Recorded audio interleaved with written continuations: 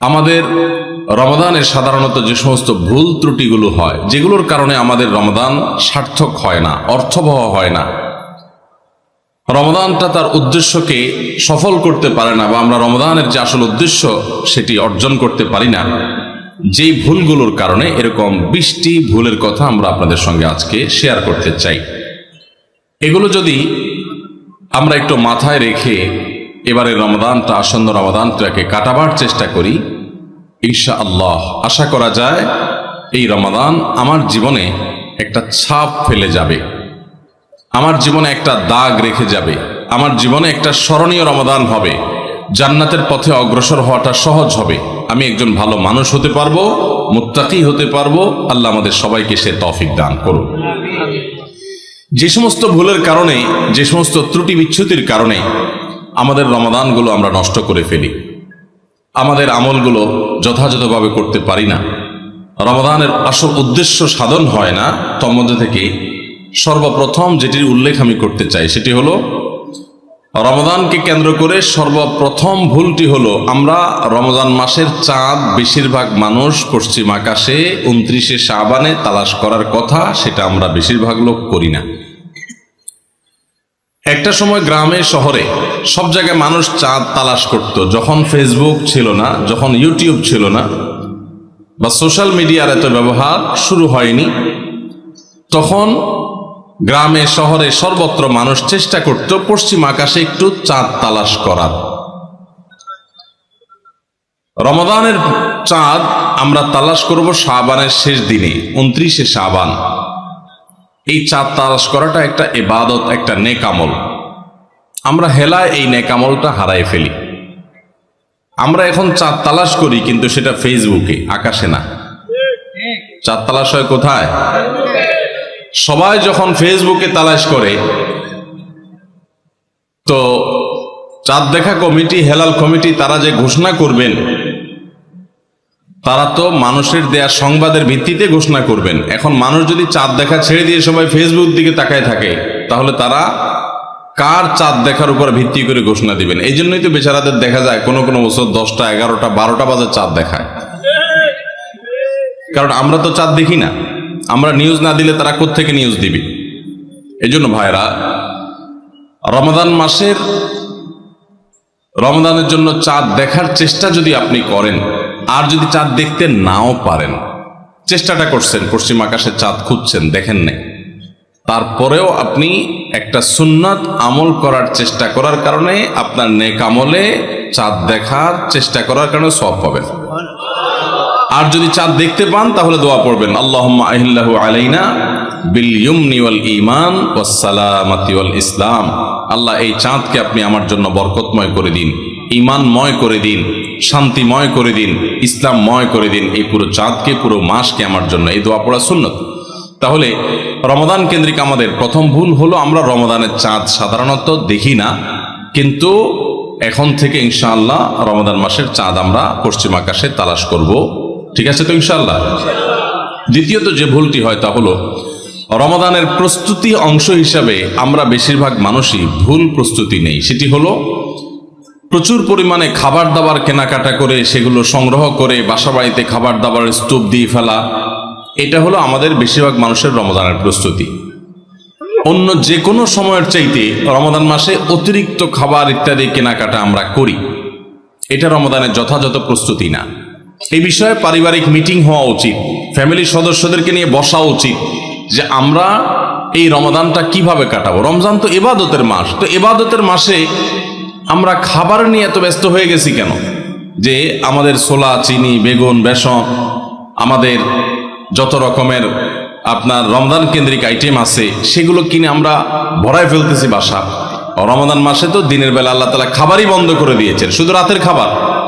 তাহলে যেখানে দিনের বেলা খাবারের অপশনই নাই, সেখানে খাবার আমরা দ্বিগুণ ত্রিগুণ কিনছি কেন? এটা রমাদানের যথাযথ প্রস্তুতি না। রমাদানের যথাযথ প্রস্তুতির অংশ হিসেবে আমরা আগে থেকে বরং খাবার কিভাবে কন্ট্রোল করা যায়, কিভাবে কমানো যায়, কিভাবে স্বাস্থ্য ভালো থাকে, কিভাবে পেটে আপনার বুটবাট ফুটপাট এগুলা কমানো যায়, সেরকম খাবার খাওয়ার জন্য পরিকল্পনা করা দরকার, যে অতিরিক্ত ভাজা পোড়া খেয়ে আমরা অসুস্থ হব না।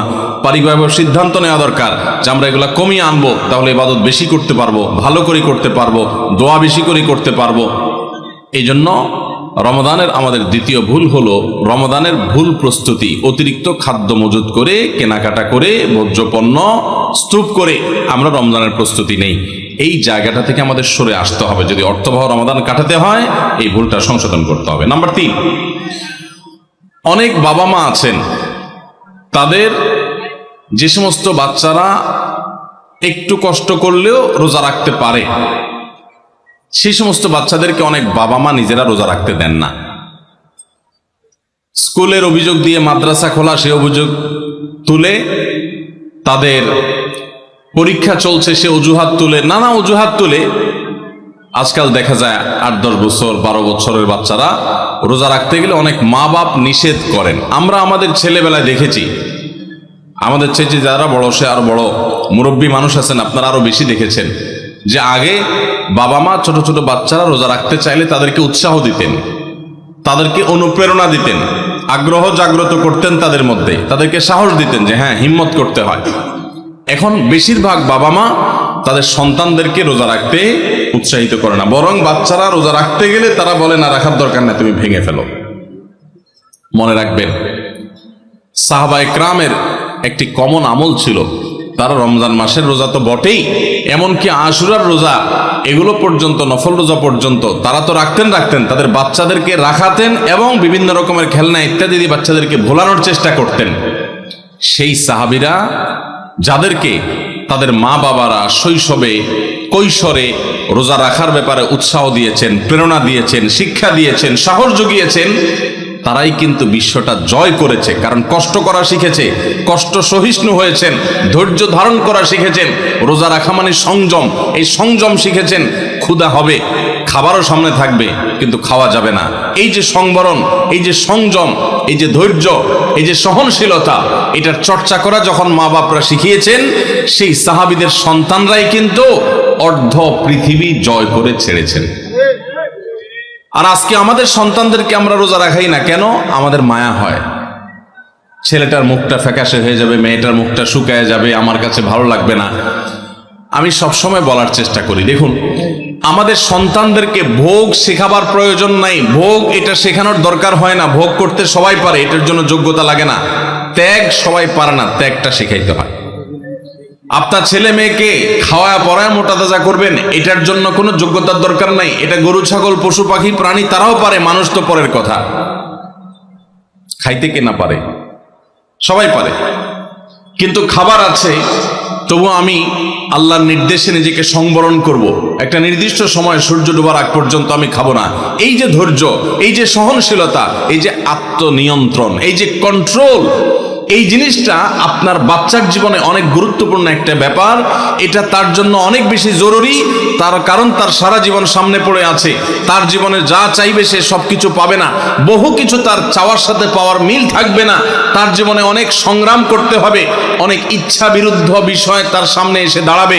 তখন সে সংযমী হতে পারবে, আত্মনিয়ন্ত্রণ করতে পারবে, ধৈর্য ধারণ করা শিখতে পারবে। আপনি যদি তাকে রোজা শিখান, আপনি তাকে যদি সওম শিখান, আপনি যদি তাকে বিরত থাকা শিখান, আপনি যদি তাকে সংযমের এই ইবাদত শিখান, আর যদি শুধুমাত্র ভোগ শিখান, বাচ্চা মুখ দিয়ে বাইর করলো আর আপনি অস্থির হয়ে গেছেন তাকে দেওয়ার জন্য, চোখ দিয়ে কোনো দিকে তাকাইলে তো সে কেনার জন্য আপনি পাগল পড়া হয়ে গেছেন, এমনকি হালাল হারাম পর্যন্ত বাজ বিচার করছেন না। বাচ্চা যা চাচ্ছে তা দিচ্ছেন, যা চাচ্ছে না তাও দিচ্ছেন। এই যে ভোগবাদের ভিতরে নিজেও হাবুডুবু খাচ্ছেন, বাচ্চাকেও হাবুডুবু খাওয়াচ্ছেন, এর মাধ্যমে আপনার বাচ্চা কখনো যোগ্য মানুষ হবে না। আপনার বাচ্চা আর যা হোক, বিশ্বজয়ী সাহাবায়ে কেরামের সেই অনুসরণকারী বাচ্চা হতে পারবে না। তাদেরকে যদি আপনি সংগ্রাম শেখাতে চান, ভোর রাতে ঘুম থেকে জাগতে শেখান, ভোর রাতে উঠতে শিখান, আরামের ঘুম ছাড়া শিখান, আরামের কম্বল ত্যাগ করা শিখান। খাবার সামনে আছে, পানীয় সামনে আছে, ক্ষুধাও আছে, তৃষ্ণাও আছে, তারপরও সে খাবে না, এই সংযম শিখান। এরা দেখবেন পৃথিবীর নানা বাধার পাহাড় তারা ডিঙাতে শিখবে, নানা বাধার প্রাচীর তারা ডিঙাতে শিখবে, অতিক্রম করতে শিখবে। গোটা ইসলামটা আমাদেরকে কন্ট্রোল শিখায়। ভোগবাদী পৃথিবী আমাদেরকে শুধুমাত্র ভোগের উন্মাদনায় মাতাল হতে শিখায়, ইসলাম কন্ট্রোল করতে শিখায়। ভোগের উন্মাদনায় যখন মাতাল হয়ে যায় মানুষ, তখন তার দ্বারা পৃথিবীতে বড় কোনো কাজ করা সম্ভবপর হয় না।